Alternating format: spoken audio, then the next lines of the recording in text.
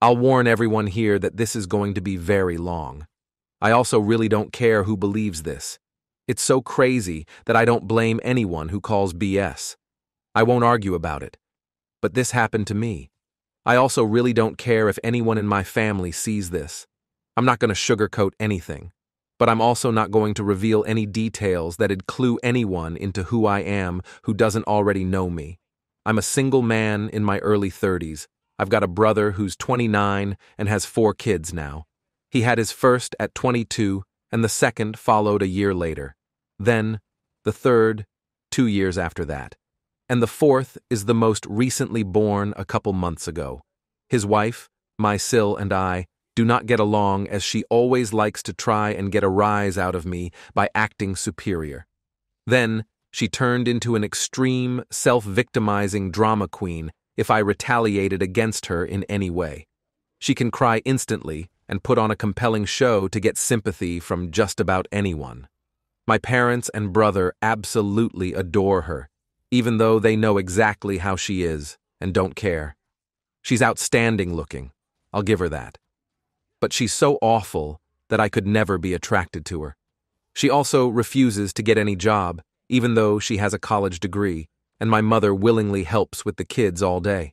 So, their finances are entirely dependent on my brother.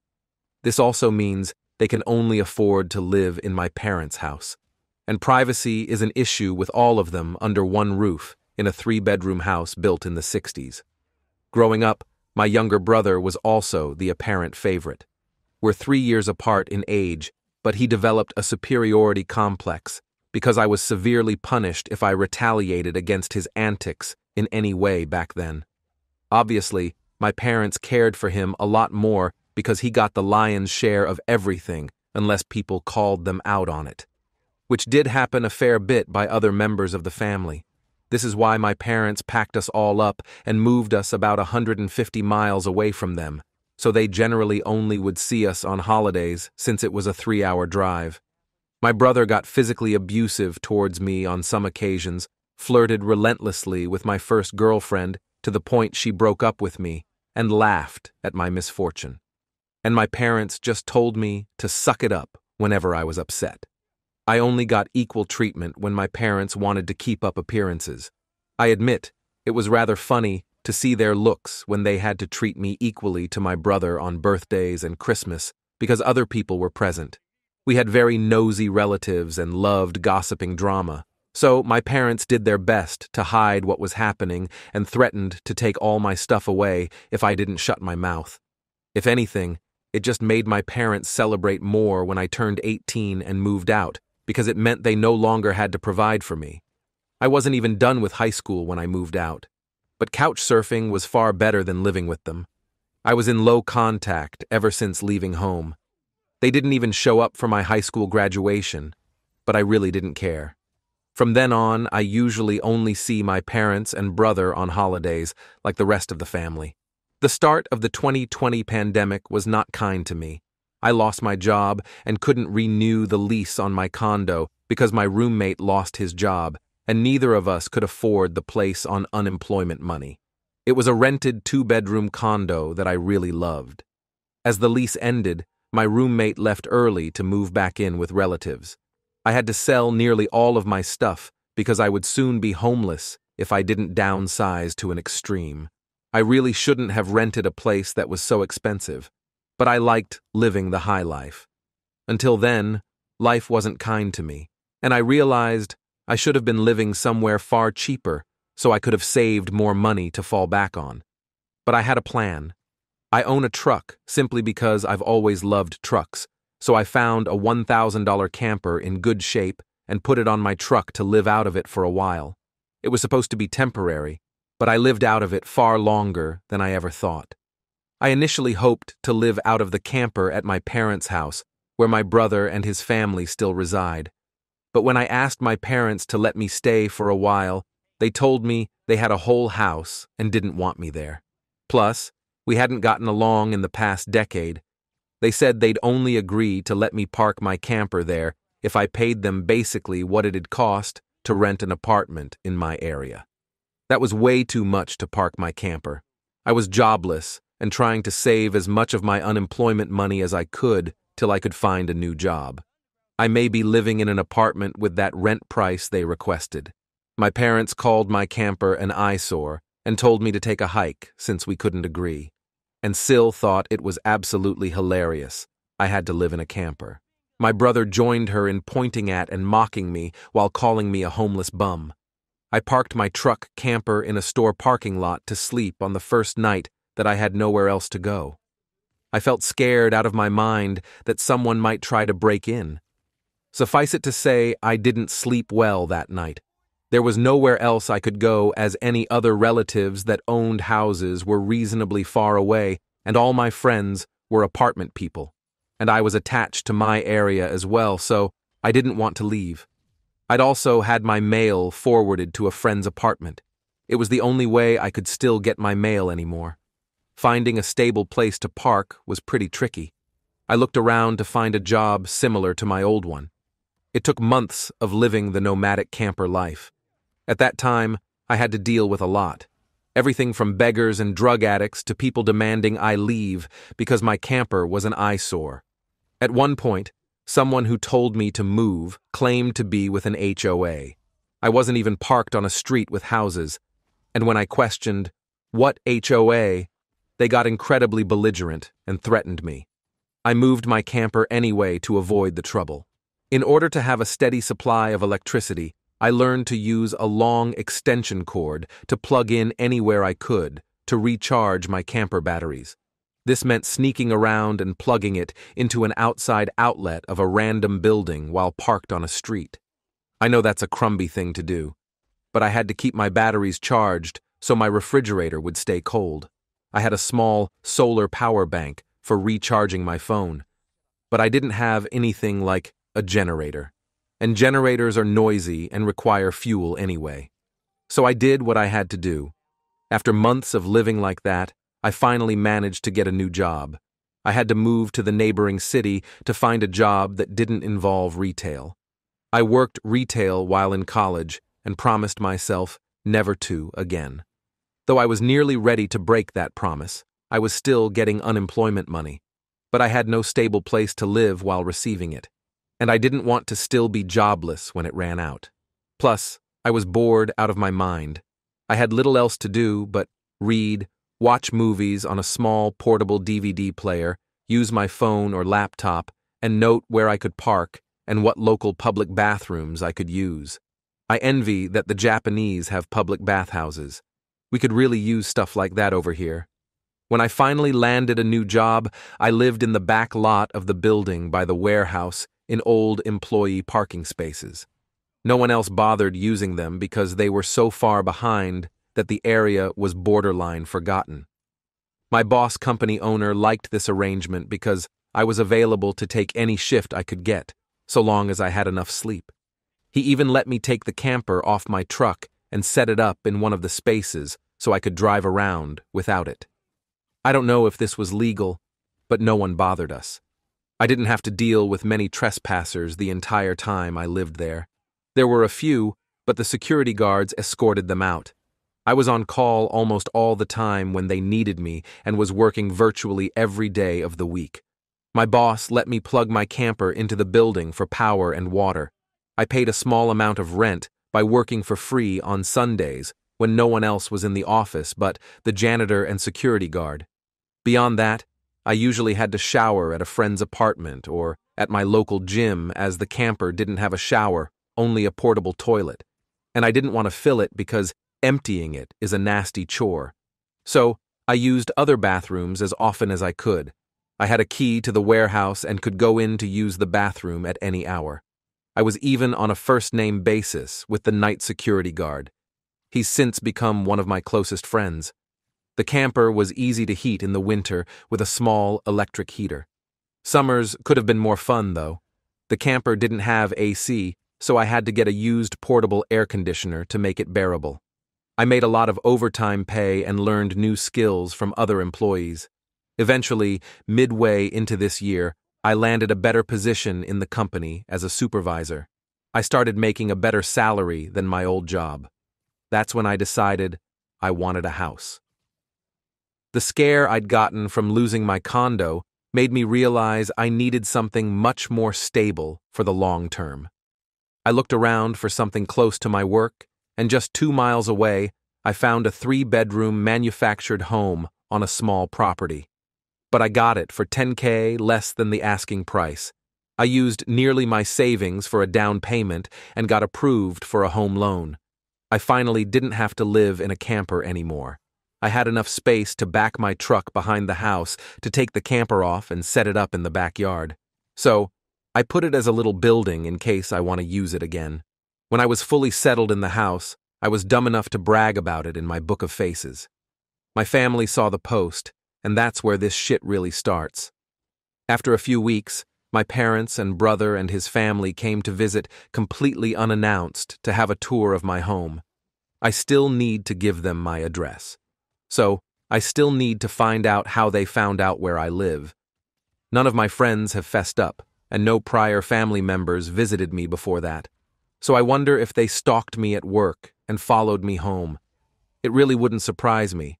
Once I opened the door, they practically all shoved their way in like rambunctious tourists. Then, they just started making themselves at home. They all kept poking around, and SIL had this creepy smirk that she was repeatedly flashing me. And it was only later that I figured out why, and it made me madder than a bull on steroids that just got stung by a hornet. My parents constantly talked about how I've got so much extra space now, and it's too much for someone like me who has no wife or kids. Sure, not now, but maybe someday. My brother kept remarking that there was more space than our parents' house, and my house was closer to his job too. Red flags all around, I know. Eventually, my brother asked me to speak privately. Everyone else suddenly left the room and piled out onto the front porch. That's what finally made me realize they'd planned something. My brother, let's call him Dan for the sake of simplicity, said the house was too much for me alone, and I should let him move in with his family because his wife is pregnant with kid number 4, and my house is much closer to his job. He pointed out that I already have the camper, so I could live outside while they live in the main house. And I'd like to point out that Dan never once spoke of offering rent. Mind you, he's got an excellent job. He also started talking about how there would be changes and even curfews, and that I needed prior notice to walk in. If it weren't my brother, I'd think the person I was talking to had lost their mind. But Dan lost his marbles long ago thanks to our parents treating him like he was the center of the world. I tried to speak, but he kept talking over me, as if I had no say. There was no way in hell I'd rent my house or parts of my house to him. Other people, maybe, so I can pay the mortgage off more easily, but certainly not him or his nasty wife. I've heard of this exact situation in videos online many times, and never once did I think I'd live it, because I thought it so ludicrous. But my parents, brother, and Esiel all fit the bill for a bunch of narcissistic, entitled crazies. So I picked up my phone and set it to start recording. Then, I just held on to it. Dan didn't even seem to care or notice that I'd done this, and just sat there with his arms waving around while talking about why he needed my house. Then, he went from saying that to acting like it was a done deal and trying to reach out his hand to shake mine. I finally showed my backbone and said, "Hell no." And I said it loud enough that Dan stumbled backward for a second.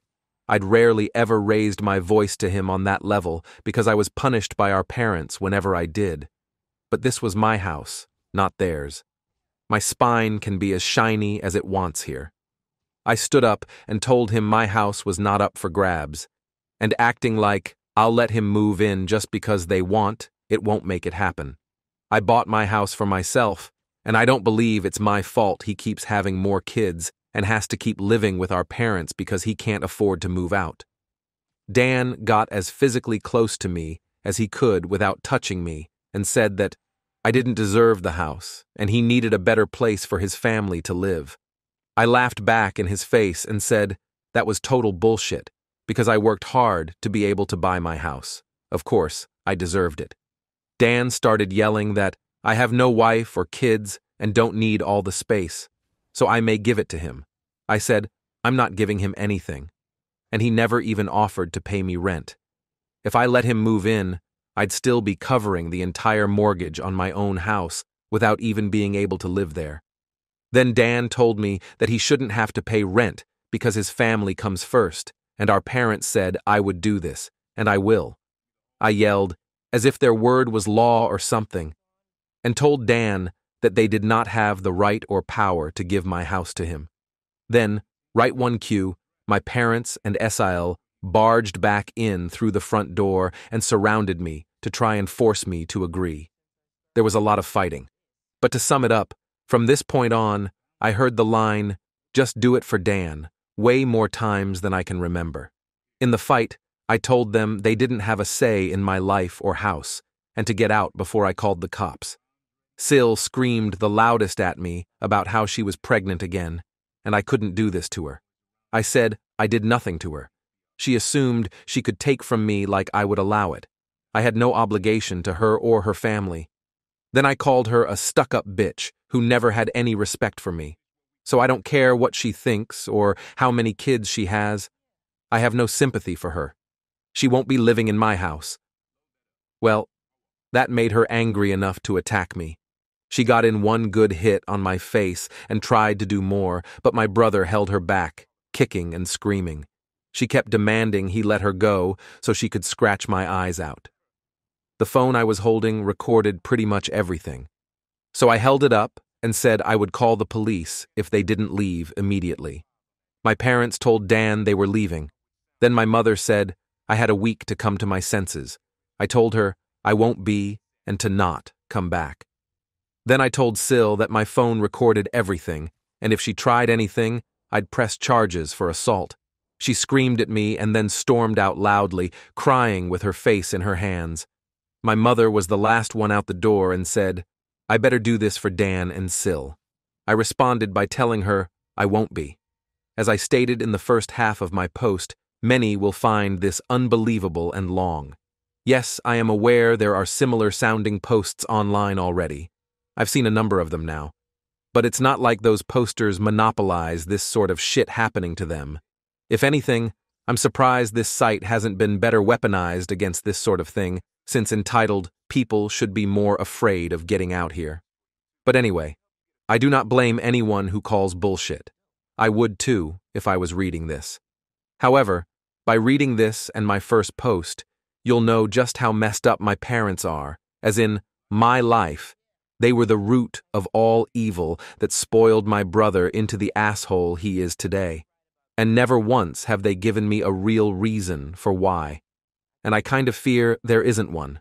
Some people can't explain why they make choices like child favoritism, so it's all they can do to try and stand by the child they backed, which is exactly what my parents tried to do, and I've practically destroyed their lives for it, not in the legal sense, but more an emotional one. After I kicked my parents, brother, and Esael out for trying to force me to hand over my new house to my brother, I immediately went to my social media. I told the story to the whole family. It spread pretty fast, but you won't find it now because it all got deleted some time ago, and I put my profile on private. I posted about it because I knew that my family would first try to twist the event to make me the villain when they got home, and I was exactly right. But I had about an hour to get started before them, and I had video evidence to back up my story about what they'd done. No, I don't plan on showing the video here, so don't ask. Being preemptive worked because I immediately got many family members on my side. My parents, brother, and Esael must have been all set to write their own post, but it was too late, so they didn't even bother trying to lie much. My parents, Dan and Sil, had a few flying monkeys supporting them, but not much else. Plenty of others knew how entitled they already were, so what happened was something they all quickly understood and accepted. There was one person in particular that called me. I am still determining who they were, but they ranted at me that I was a horrible brother and I needed to make way for a real family man. I just ended the call and blocked the number. This didn't repeat. The week passed, and my parents showed up with Dan at my front porch, just like they said they would in their prior ultimatum. They rang my doorbell like crazy and pounded on the door until I finally answered. I opened it just a crack, and they tried to shove their way in again. But I'd installed a couple of latch chains that prevented it and even braced my body against the door for good measure. My father and brother demanded I let them in, but I said I was recording everything on camera and would call the police if they tried to force their way in again. My mother calmed them down and then, in her most sickly, sweet tone, asked me if I was ready to let my brother move in. I told her and the rest of them to fuck off and never come back. My mother put on the crocodile tears and asked me why I couldn't do this for Dan, because he's my beloved brother. I laughed and said, I do not love him as a brother because he treated me like shit for years, and they only encouraged him to do so. They are terrible parents, and he is a terrible brother. Then I told them to leave, or I'd be calling the police ASAP. They all left surprisingly quickly, apart from my mother's loud crying and the others giving me dirty looks. One could say making them leave was suspiciously easy. I thought the whole mess was over, but I should have taken them more seriously because they had other stupid plans. On Friday evening, I came home later that week to find a moving truck and my brother's minivan parked in my driveway. It was Dan and his family there moving stuff in. He just waved to me with a shit-eating grin when I saw him. I was furious and told him and the rest of his family to stop, but Sil smugly said to me that they were moving in, like it or not. And then, in the most fake way, while tilting her head and puckering her lips, she said it was okay because my mommy allowed it, and I should always listen to what my mommy tells me. I seethed with rage just hearing those words and looking at her smug, bitchy face. So, I locked myself in my truck to call the cops immediately. When they realized what I was doing, Sil started pounding on my window and yelling at me to stop, and that I can't do this to her because she and Dan need the house. And she cried, "Why can't you just do this for Dan?" I responded, "Fuck Dan. It's my damn house, not his." Then she threatened to key the side of my truck unless I stopped calling the police, all of which the 911 operator heard thanks to the slightly open window. I told Sil if she damaged my truck, I'd sue her, and she was smart enough to retreat. When the police arrived, Dan, Sil, and their kids had locked themselves in my house. I told the cops what had happened and showed them my new driver's license with my current address. Then, when we went to my front door, I saw they'd changed the lock. The old lock was lying on the porch with the center of it drilled out, and the drill they used was laying right next to it, with a complete Harbor Freight drill bit set. Could they have been any more stupid leaving evidence out like that? I pointed out the broken lock and drill, then gave the police a rundown on all prior events. Well, Dan called our parents over after I arrived home, because they showed up while I was talking to the cops. My parents immediately lied and said I'd agreed to rent my house to my brother and his family. I said that was an easily provable lie one way or another. So Dan and Sil finally came out of my house with some papers in hand. They both looked super smug, like they'd somehow outsmarted me. They'd actually drawn up and printed out a fake rental agreement, but my signature was not on it. There was one, but it looked nothing like my handwriting. None of them have ever actually seen my signature, so that was incredibly stupid on their part. I told my parents and Dan that it was stupidly blatant fraud, and if the cops investigated, they'd easily figure that out, and going to jail and court would not do them any good. It could even make Dan lose his job, which is his only means of providing for his family. I also said I would get a lawyer and sue for damages if anything of mine was lost, stolen, or broken, and I'd call CPS too, for good measure. Dan went white and looked really scared when I said all that. Still, my mother got between us and doubled down about how I should just do this for Dan and live in the damn camper so they can finally have a family home. I yelled at her that if she thought it was such a good idea, she could do it for Dan herself and let Dan have her house to himself instead. The cops separated my mother from me, and I said I wanted them all out right now or I'll press charges. I shouted about how they'd drilled out my front door lock to break in. The lease papers were obvious fakes. They badly forged my signature, and I have recorded video of SEL attacking me. Those are felonies I could fuck over their lives with if I wanted. And if they didn't leave, that's exactly what I'd do. The only reason I hadn't already was for the sake of Dan's kids. So, they have one chance to get the fuck out. When my parents heard that, it finally clicked that they could not force me to do it for Dan. My mother surrendered and said she'd put an end to this. Then she went over to Sil and spoke with her quietly for a minute, while my father spoke to Dan. Sil instantly started loudly crying and ripping up the fake rental papers into tiny bits and tossing them like confetti, only to have an officer tell them to pick up the bits of paper or he'd cite them for littering. Both of the cops, at this point, had the "I don't get paid enough for this" look on their faces. Dan had to start telling his kids to load their stuff back into the moving truck. The kids were all crying, and the eldest was sobbing that he wouldn't get his own room now. Sil and Dan gathered their kids up to try and make one last pathetic attempt to guilt me with the sad family routine. You know, they all hugged together in a group while facing one direction. I swear, I think they'd practiced it beforehand. All of the kids had the same pleading look with quivering mouths. Sil kept rubbing her pregnant belly and tilting her head to look like a sad puppy, and my brother just made the saddest face he possibly could and said, "Please don't do this. We need to be able to live here." But I didn't falter and told them to keep packing. All the kids and SIL turned the crying up to 11, and Dan yelled at me, "Are you satisfied with yourself? You've denied us home because you're too selfish to share and help the family." I ended up laughing like a maniac and retorting that what he was trying to do was taking, not sharing.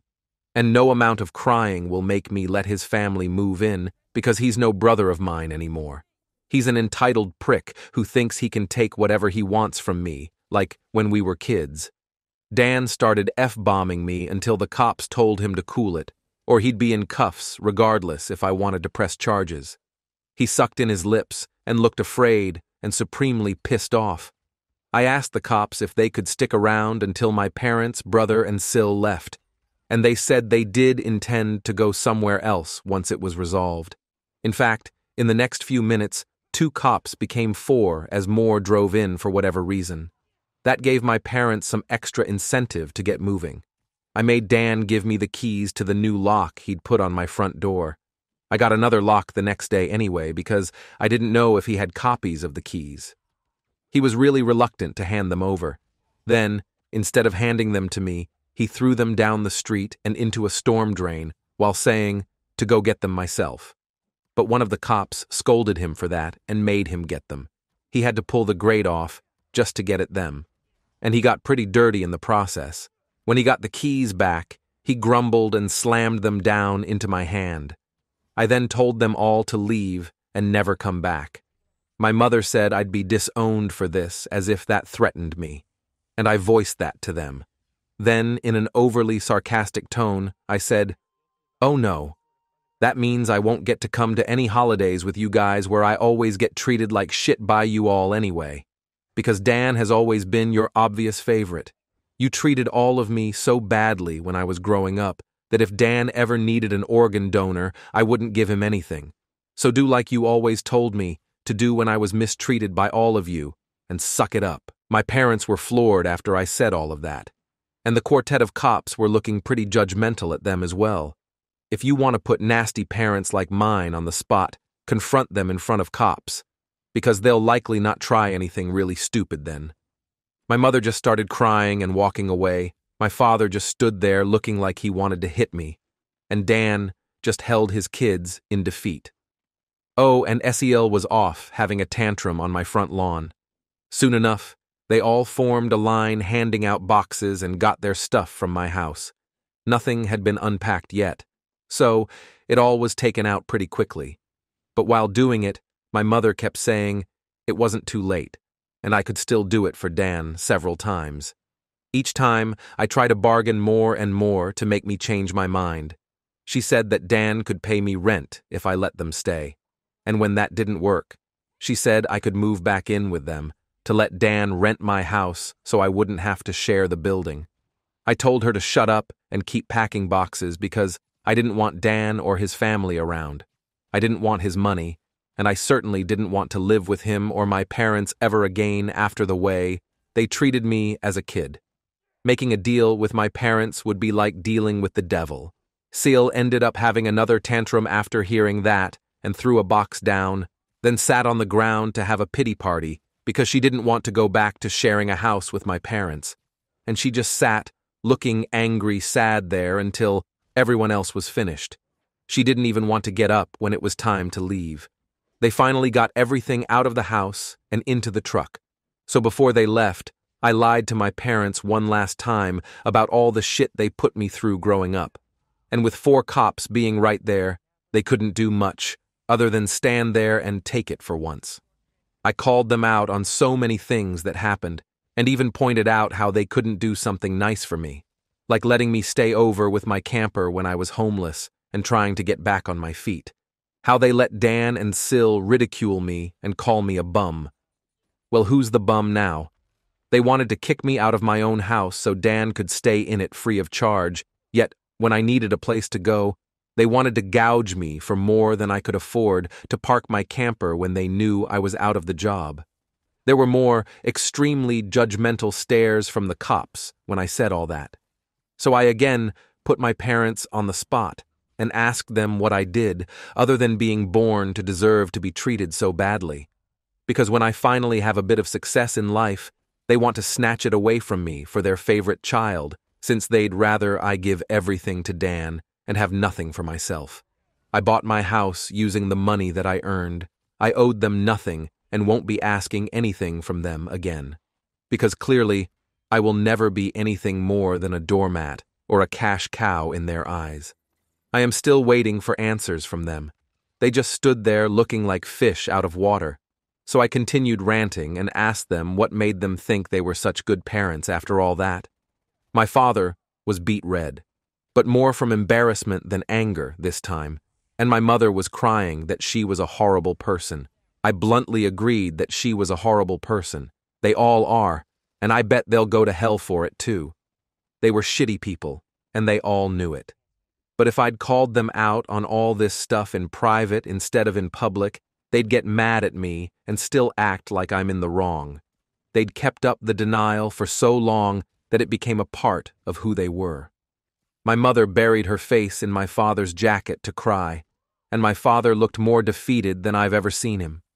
Dan and his family avoided me entirely as they finished putting everything back in the moving truck. I made sure nothing of mine was stolen. I still need to get more furniture. I was lucky to even have a couch at that time.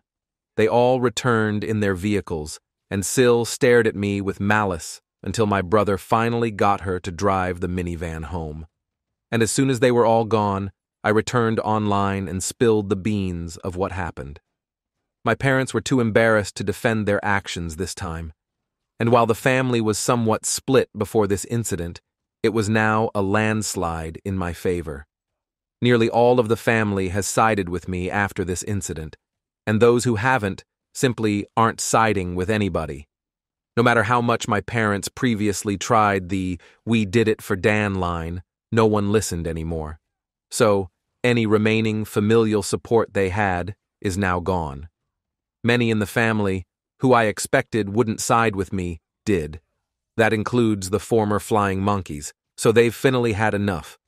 Around that time, I offered to host half the family next Christmas Eve in my new house. My parents were not invited.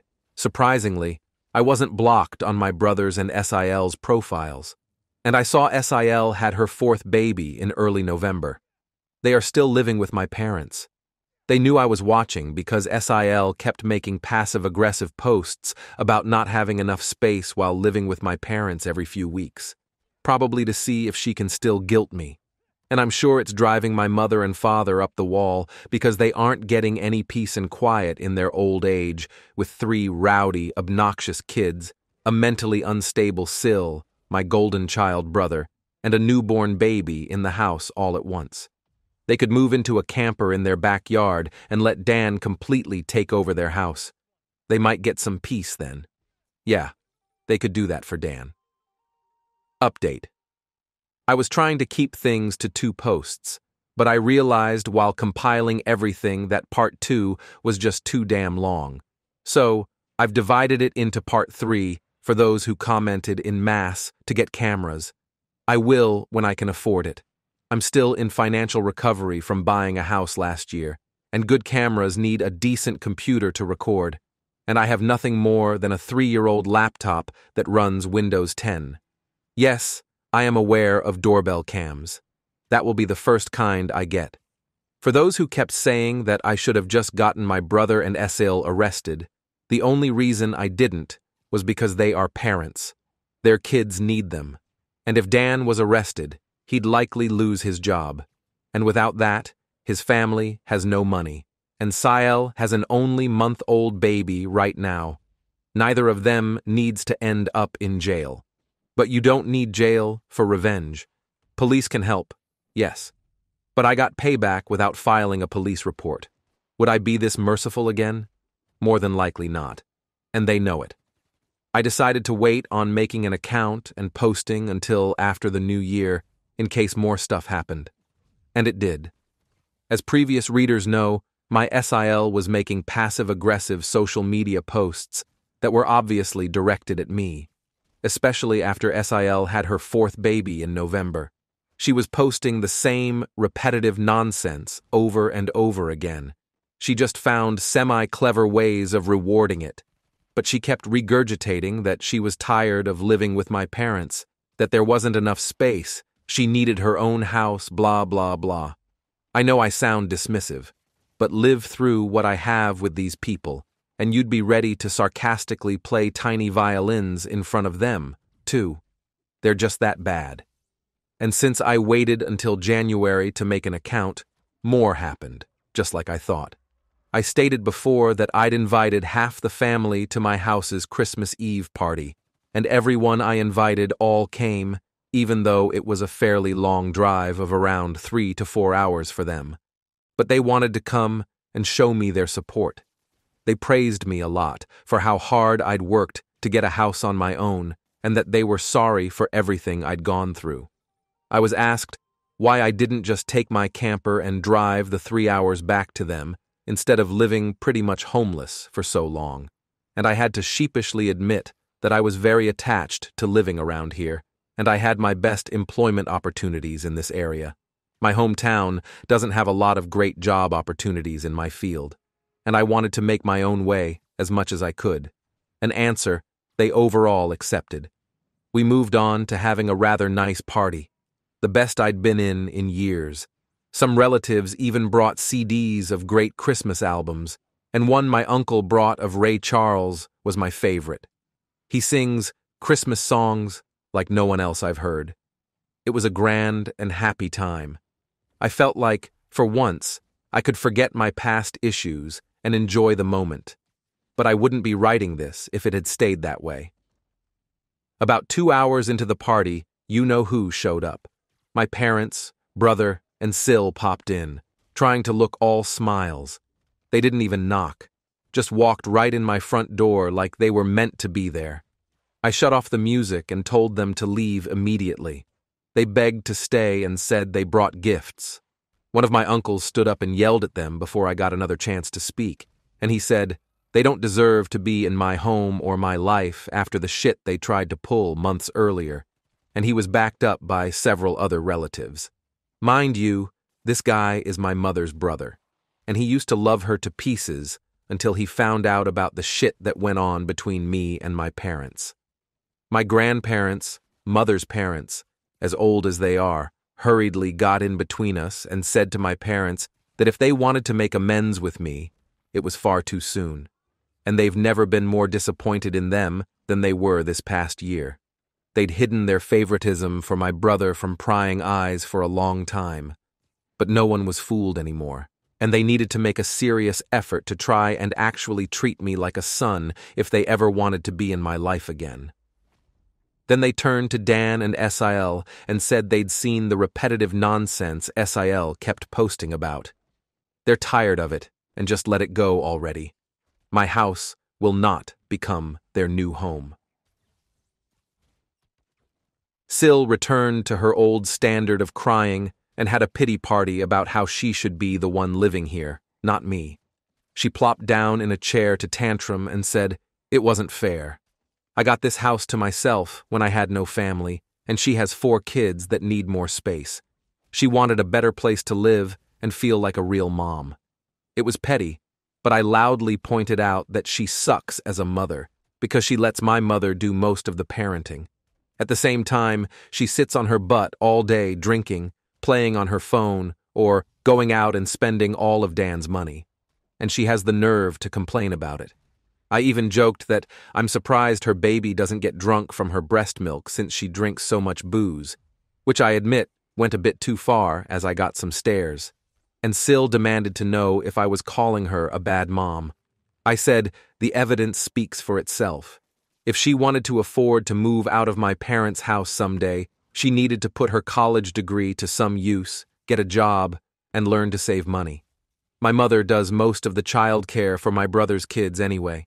So she'd have plenty of time after her baby gets a little older. My brother's eldest kid, who's 7 years old, ran up to start kicking and screaming at me for yelling at his mom. And he kept at me about how his mom said I was the bad guy who made her cry and didn't let them live here. That's when my brother grabbed his son to pull him away. But all the other relatives jumped back in, which turned into a family intervention against my Sil and brother. She was crying, her new baby was crying, her kids were crying. Even Dan was nearly in tears from the verbal lashing he was being assaulted with. He ended up sitting on the ottoman I keep shoes in by the front door, looking like a complete wreck. He couldn't look anyone in the eye. He couldn't even say 2 words to me, not with a house filled with angry people ready to judge him if he tried to release his inner golden child again.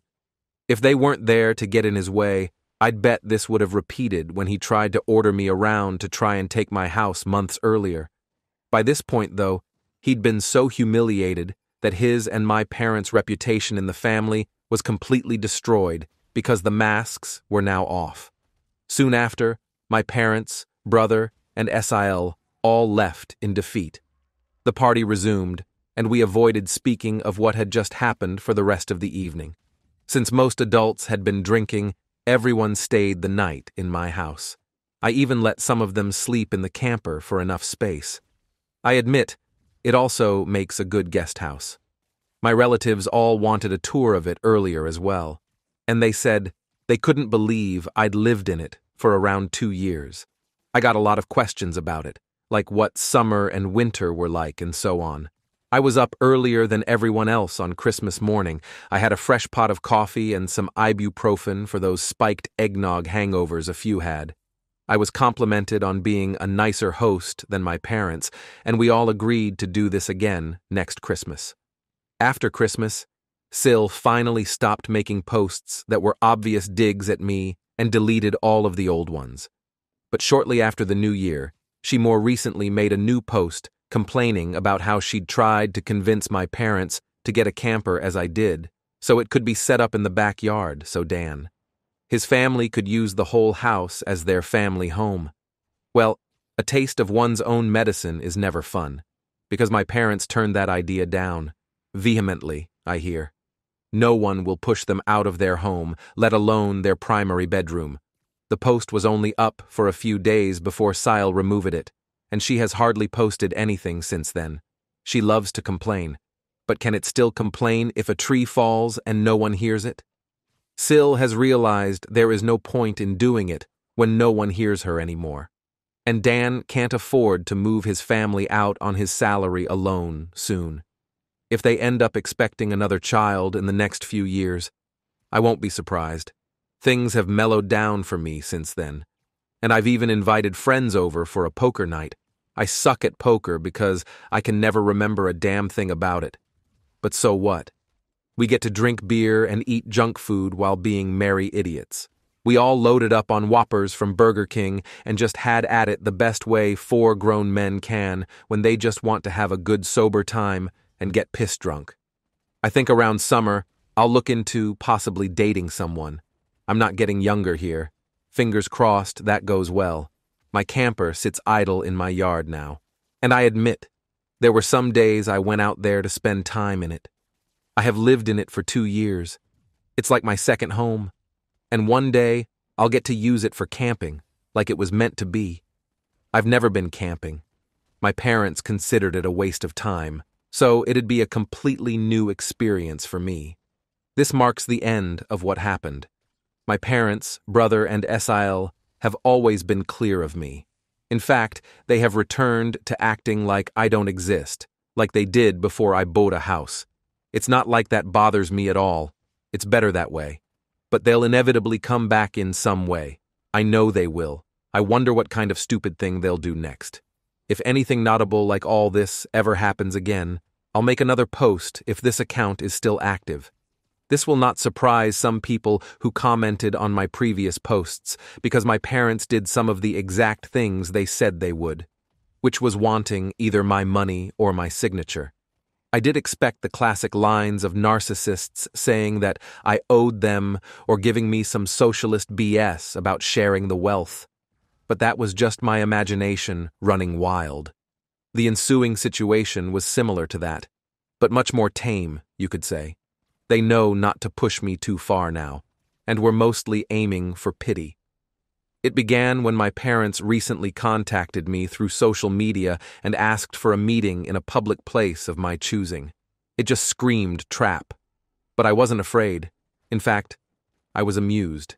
They know I'm not to be fucked with anymore, so I could only wonder what they wanted this time. I picked a local restaurant that may have the name of an olive and a garden in it, and we met up there. Dan was with them, but he kept his mouth shut most of the time. We had awkward greetings, ordered some drinks, and then cut to the chase. My parents begged me to help Dan get his own apartment so he could finally move out. Apparently, Dan's credit could be better. Gee, why? Could it be his wife regularly spends him in a hole? Well, they asked that I help by either supplying some capital or co-signing for the apartment and helping pay the rent. I said no to both. That's when Dan spoke up angrily and yelled at me that I have so much and don't have a family to support like he does. He needed my help, and I should be sparing the money for his family since I don't have one myself. I laughed and asked where they were when I needed their help, if that's right. They were pointing and laughing at me for being homeless. Or should we go further back to my childhood? I'd love to delve into that with plenty of ears to listen in around us. My mother grabbed my hand and begged me not to speak of it. My father and Dan both just looked away and said nothing. They wanted to say something like they used to at me but held their tongues. I asked them if they thought I was rich or something, and their looks said it all. And when I told them I didn't have that kind of money, they looked at me like deer in headlights. I broke it down about how much I'd managed to save for the down payment on my house and how I had to live and work to save that much so fast, and then how I spent nearly all of it on the down payment of my house. I'm still in financial recovery. I did have monthly income to spare, yes, but most of it was going right into my savings. I asked Dan what his yearly salary was, and when he told me, I pointed out that it was a bit higher than mine. I then loosely broke things down in rough math in front of my parents on how about 70% of my income goes to my mortgage, insurance, gasoline, internet, phone, food, and other bills. And then there's 30% left at most that I can put into savings. And I need that money saved to return to my feet in time. And I have to make sure I have savings to fall back on. My truck is from the 90s. If it were to break down, I'd need money to fix or replace it. There are other things one would need a rainy day fund for, like home repairs, doctors, taxes, lawyers, or anything you'd need quick cash for when it's a sudden, unexpected expense. So, as you can see, I can't spare any money for Dan. I also refuse to co-sign for anything, as that would leave me on the hook for any bill Dan couldn't or wouldn't pay. Then I pointed out that that's likely why my parents didn't co-sign for Dan's apartment themselves long ago, and my mother just started crying again. I was one step ahead of them in all of this. I'm not an ATM, and I'm not a fool. And I stated that right to their faces. I expected my father to become angry with me, like he always does. But this time, he just, well, didn't. I've known this man to explode on me for the slightest provocation of not enabling my brother all my life. But this time, he didn't do that. There wasn't even a sneer on his face. The only way I could describe his look was regret and defeat. Maybe regret for being a shitty parent, or regret because he can't bully me around anymore. Who knows? Either way, my parents couldn't really argue with me, and I wasn't about to give them any money.